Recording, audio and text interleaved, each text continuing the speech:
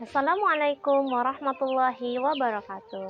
Alhamdulillahirabbil alamin wassalatu wassalamu ala asrofil anbiya'i wal mursalin wa ala alihi wa sahbihi ajmain.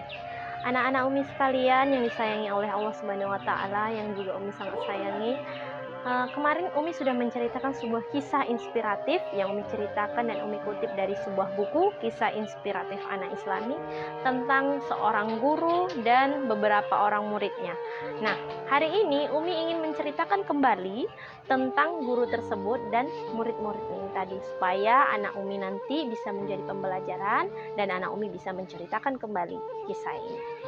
Kisah ini tentang seorang kiai yang mengajar di sebuah pesantren atau sebuah perguruan besar. Nah, dia mempunyai beberapa orang santri.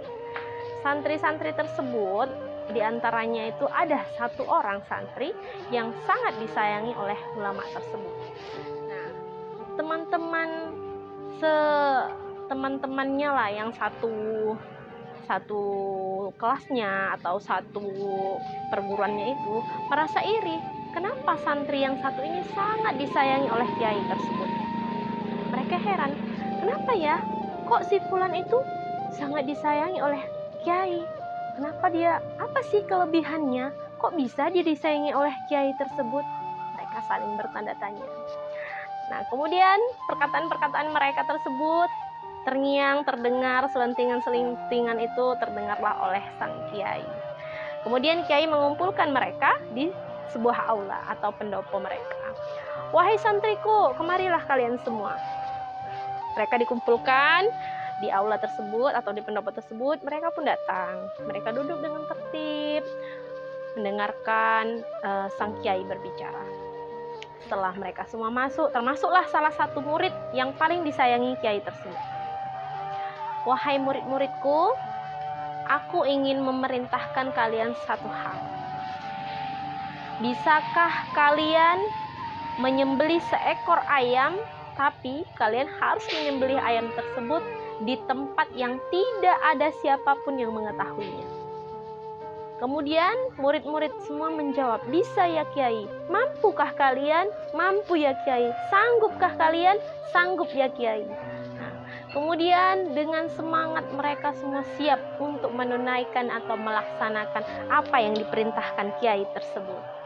Ada beberapa murid yang kemudian bergegas untuk melaksanakan perintah kiai tersebut.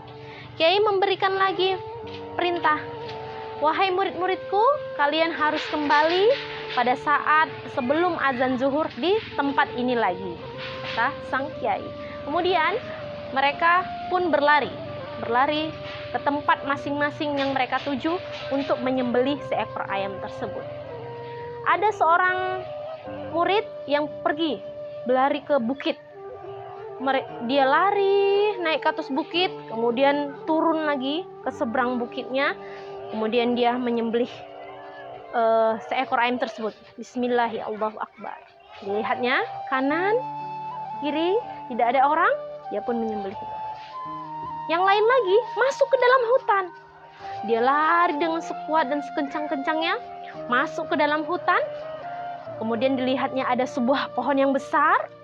Dia pun berdiri di balik pohon. Dia melihat kanan kiri. Oh, aman, tidak ada yang melihatku. Dia pun menyembelih seekor ayam tersebut.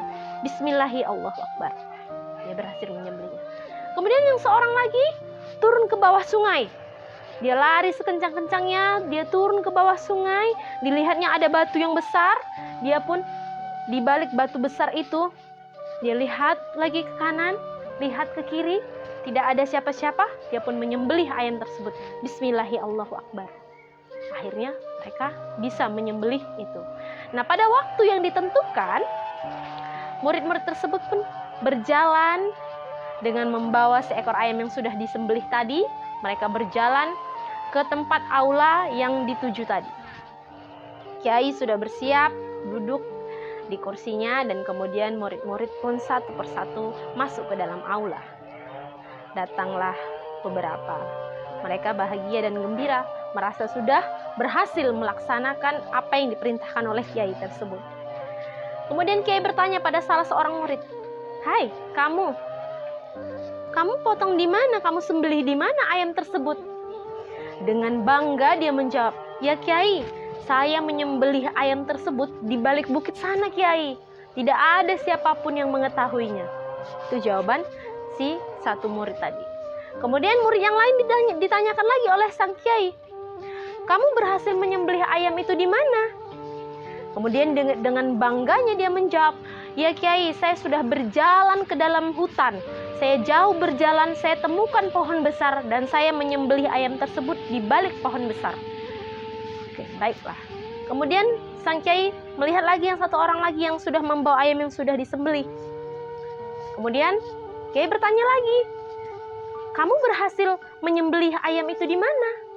"Ya kiai, saya turun ke sungai. Saya lihat tidak ada orang lagi yang melihat saya. Ada sebuah batu besar di sungai, saya pun menyembelihnya di balik batu yang besar itu." Nah, kemudian setelah semua ditanya, datanglah si murid yang kesayangan kiai ini tadi.